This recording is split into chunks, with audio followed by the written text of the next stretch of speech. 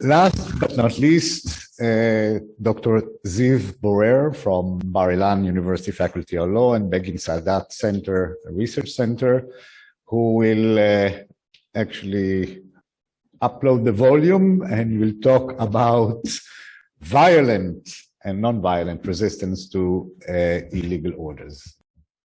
So while connecting the presentation, I'll say that there's something nice about putting me last because I'm connecting the threads of all three previous presentations.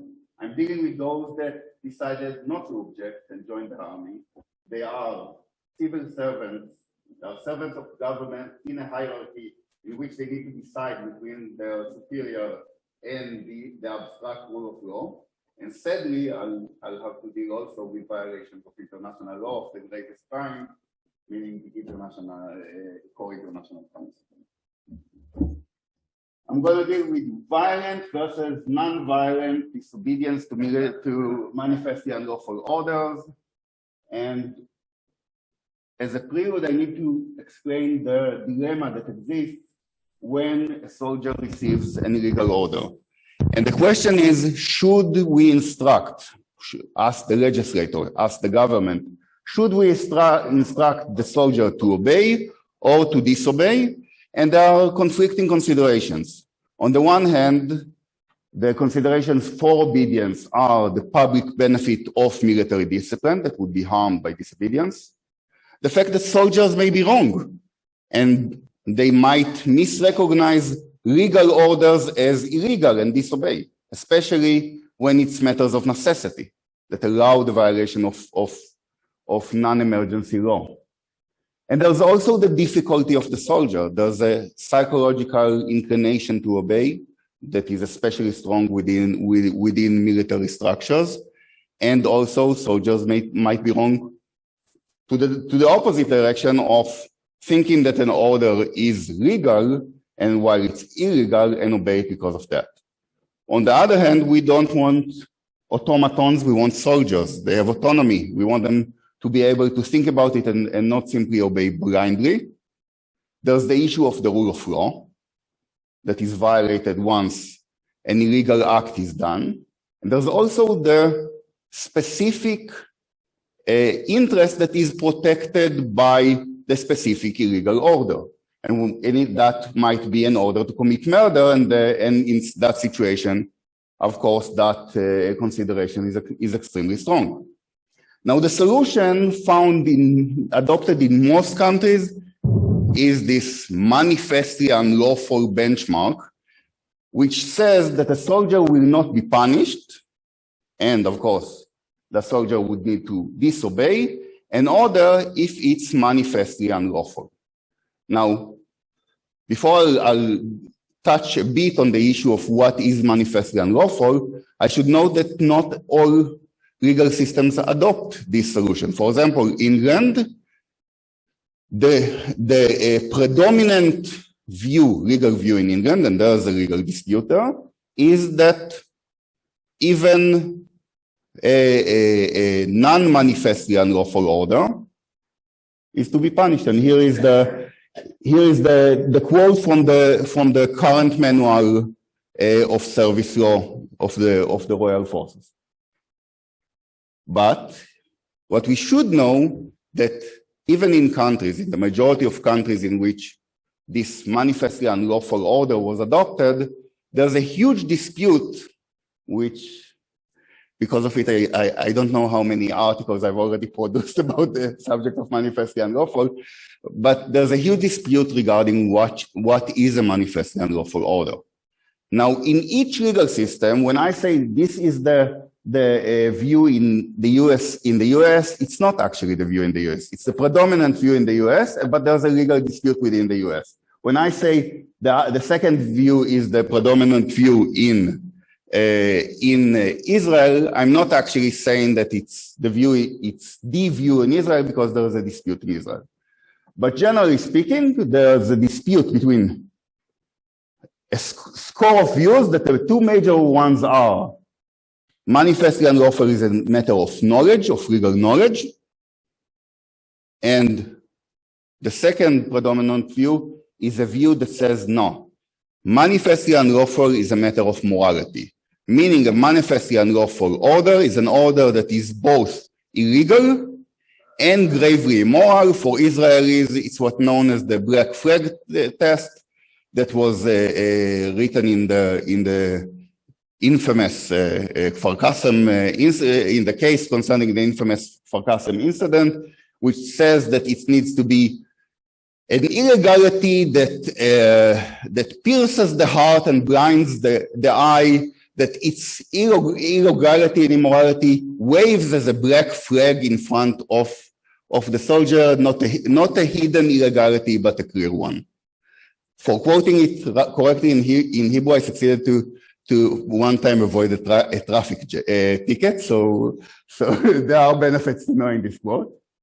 But all this dispute is not the interest of this presentation. What interests us is how the soldier needs to behave once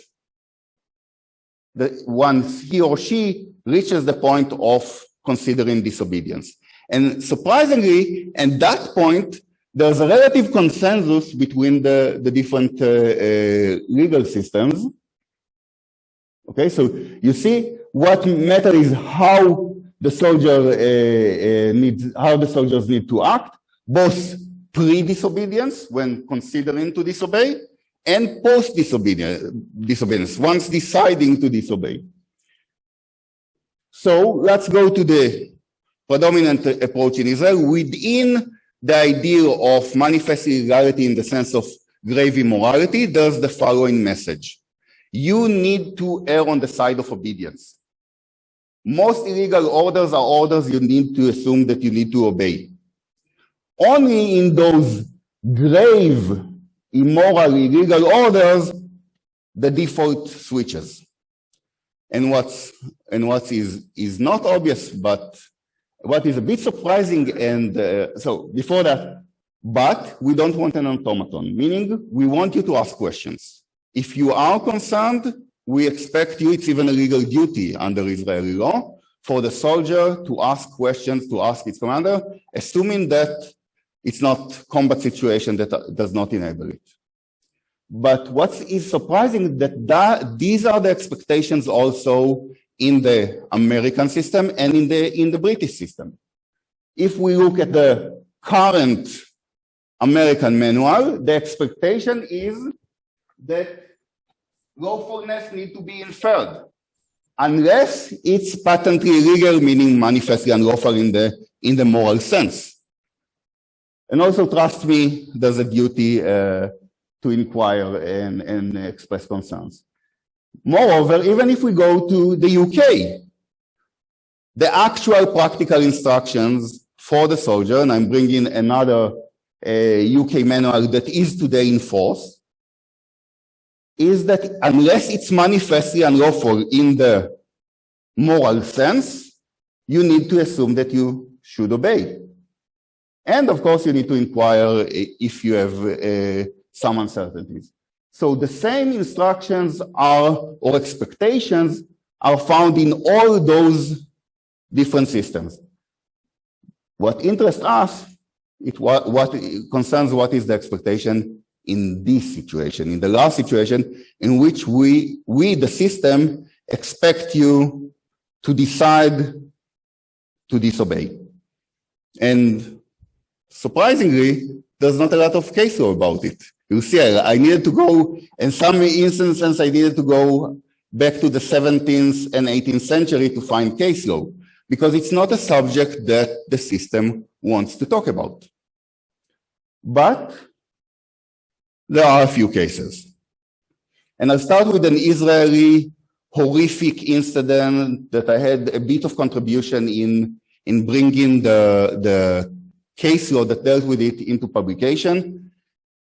And the case goes like this. In the months after the 1948 war, there's an area near the border with Egypt, which is specially controlled, meaning there are relatively lax rules of engagement. And within that area, because the rules of engagement, the rules saying when you are allowed to shoot, are very lax. The practice is even more lax, to the extent that they believe that they can shoot anyone found in the area, and to the extent that they believe that if they didn't shoot someone, that someone belongs to them. And they, in one of the tours, they encounter two Bedouin Arabs, a male and probably his daughter. The estimate that she was between 9 and 14, so a child or an early teenager. The commander of this outpost kills the male on site and takes the female to the outpost.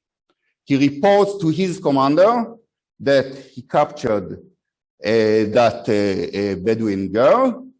Now they take off her clothes and cut her hair and wash it in with the gasoline, because she has lice, and that's the way they deal with lice. They simply burn the clothes and so on.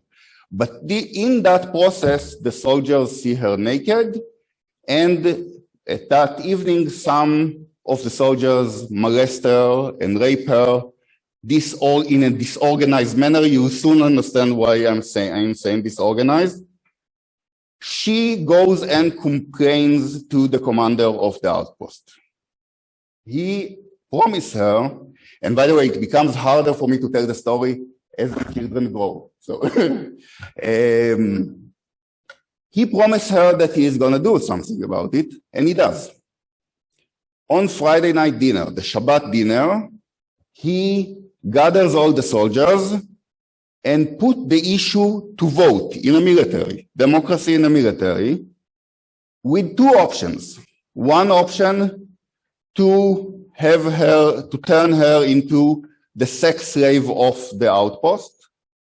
The other, to turn her to the slave cook of the outpost. The majority chooses the first option, so he prepares a schedule. On Sunday, she would belong to the officers. On Monday, she should belong to company A, and so on and so on and so on. After a day or two of that routine, the commander, his commander, like the region commander, telegrams him and asks him, okay, you reported that you captured this female Bedouin, but you never transferred her to the detention camp. Where is she? That is the point in which he realizes that he's going to get in trouble. And what he does, they take off they put her in the uniforms of one of the soldiers. So they undress her in order for that soldier not to lose his uniform. And they drive her naked half kilometer from the base. She sees them dig the grave. She begs for her life. They, with the automatic weapon, they kill her, and then they make sure that she's dead with one bullet to the head. And then he writes this telegram.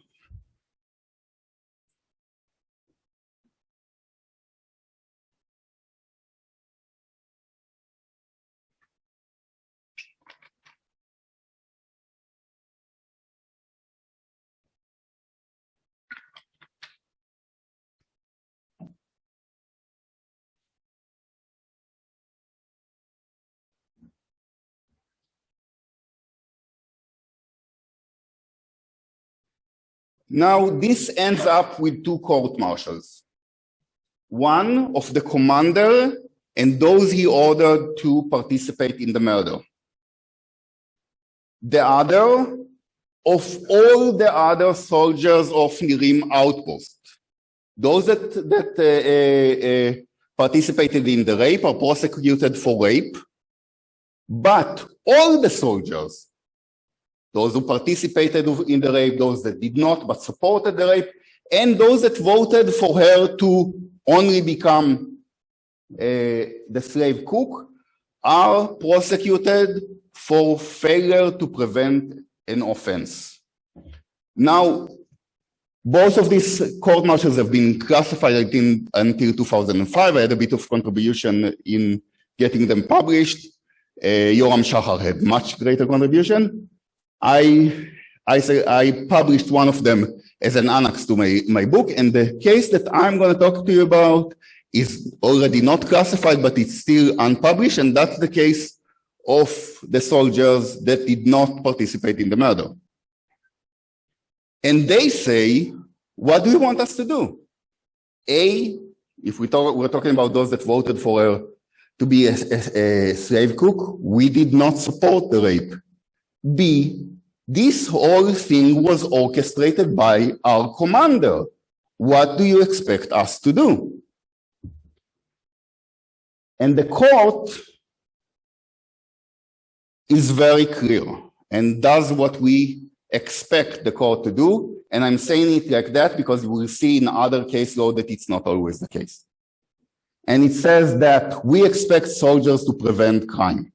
The army cannot rely only on the commander and the MPs to prevent crime, so it's even a wider duty than the one of international law of commander's responsibility. As the crime is graver, so does the prevention duty of the soldier. Rape is one of the gravest crime. I don't know why they haven't dealt with the murder in this case. And they say there's a scale of actions that we expect the soldiers to do, and you have done none of them. But what we expect of a soldier to do, if all else fails, is to physically protect the victim. Meaning, this is an Israeli court-martial in the third year of the state of Israel, saying to Israeli soldiers, there are situations in which you are expected to raise your weapons against your commander.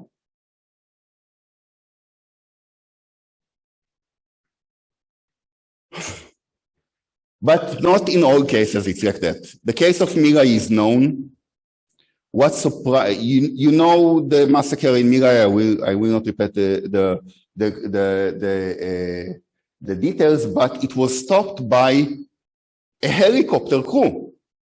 The pilot instructed his gunner to shoot the soldiers if they would not stop. And he did that in refusal of an order because there were higher ranking commanders on the ground telling him to pull back.